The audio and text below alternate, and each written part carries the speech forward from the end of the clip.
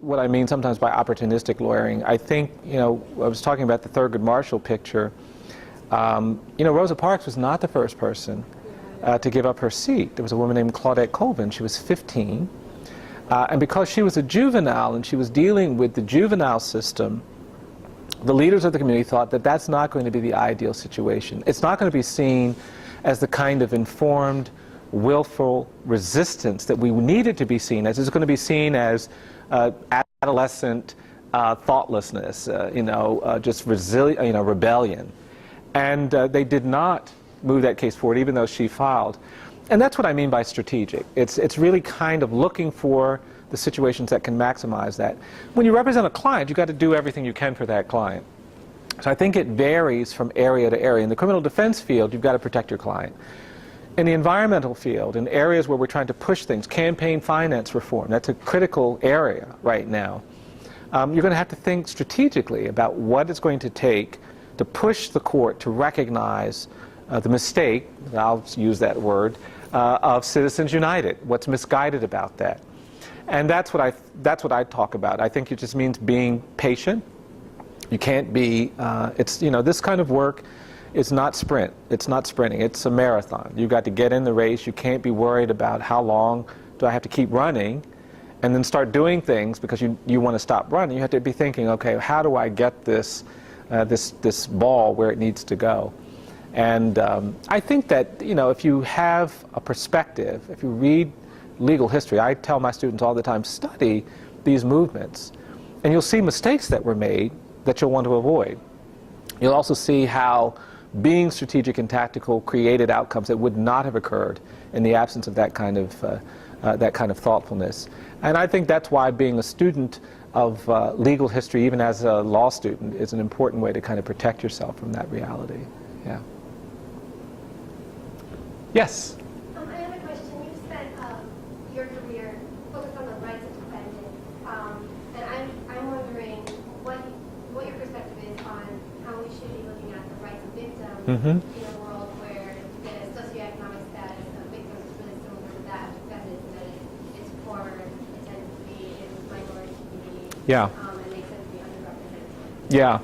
Well, I actually really resist this dichotomy of victim and defendant. For me, I just don't really see it. If I wanted to identify the people who are most victimized in American society, if I were looking for the people who had suffered child abuse or sexual abuse or rape or assault or a lot of these things, if I were going to just go look for a place to find the most victimized, I'd go to a jail or a prison.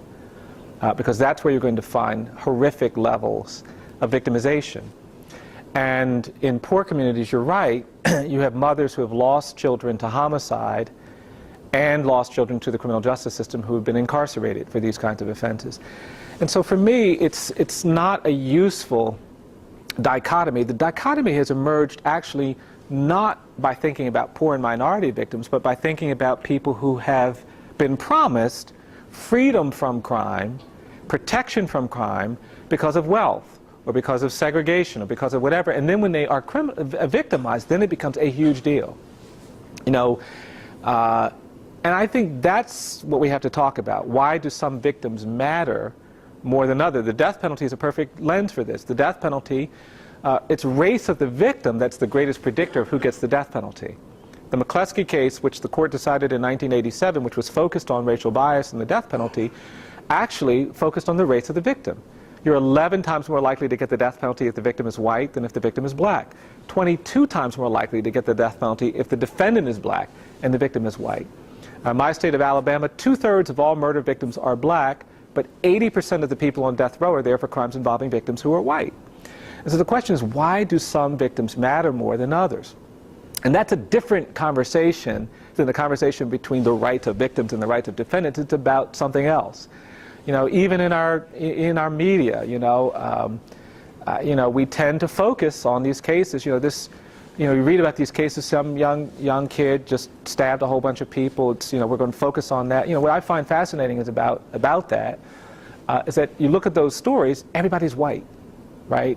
And of course, it is newsworthy that somebody would. But you go into poor minority communities, they're probably 25 stabbings a day.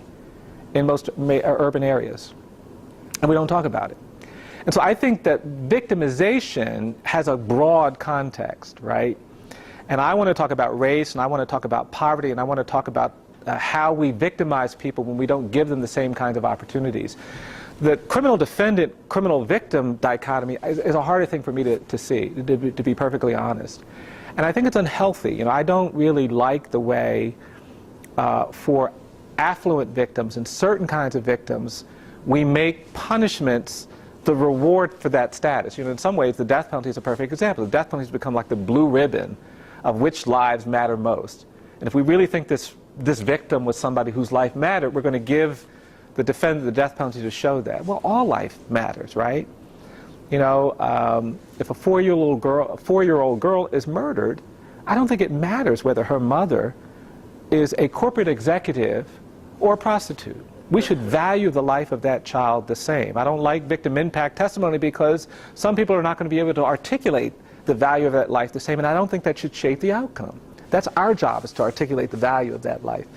And so I think there's a lot we need to do when we start using that frame in the criminal justice context. You know, my clients, you know, I was just at a meeting talking about these issues, and I'm trying to get people to understand that, you know, for my clients, you hear people say, well, we need to reform the criminal justice system by getting non-violent offenders out of the jails and prisons, but let's keep the violent offenders, we'll lock them up and throw away the key. And there's this notion that we can segregate people into violent and non-violent. Well, most of the clients I represent, and what's happening in poor and minority areas in most parts of this country, is that these are children being born into violent families, right? And they are living in violent households. And these households are in violent neighborhoods, and these neighborhoods are in violent communities. They go to violent schools. They're being threatened by violent gangs. Violence is shaping their worldview. And these are victims of violence. And then after 12 or 14 or 15 or 18 years, when people respond to that violence with violence, we say, oh no, that's a defendant. And we don't like the defendants, we only like the victims. Well, you didn't like that victim, right? And so I think we've got to change that narrative, and that's part of the work that we're trying to do. I am really concerned about the way we've allowed consciousness about victimization to dominate policymaking in certain spheres in a very unhealthy way. You know, and you know, part of our race and poverty work is actually trying to elevate this notion. You know, my parents were the victims of racial subordination and segregation. My grandfather was the victim of racial terrorism. My great-grandparents were the victims of institutionalized slavery and bigotry, and we owe something in this context. And so I think that's part of what we have to think through, you know. And obviously, I do think that when people suffer crime, are the victims of homicide or rape or burglary or whatever, we need to respond to their victimization. But to me, that ought to be a different process than the way we think about prosecuting people and punishing people. You know, if I really want to help somebody who's just experienced some horrific violence, then I need to understand what their needs are. And I need to kind of respond to those needs. We may need to be providing them money and resources and counseling and therapy and help. We might want to get them out of the neighborhood that makes that risk of violence so great. We can't promise them to punish this other person, because that's not going to change that sense of victimization. So I think we've got a lot of work to do.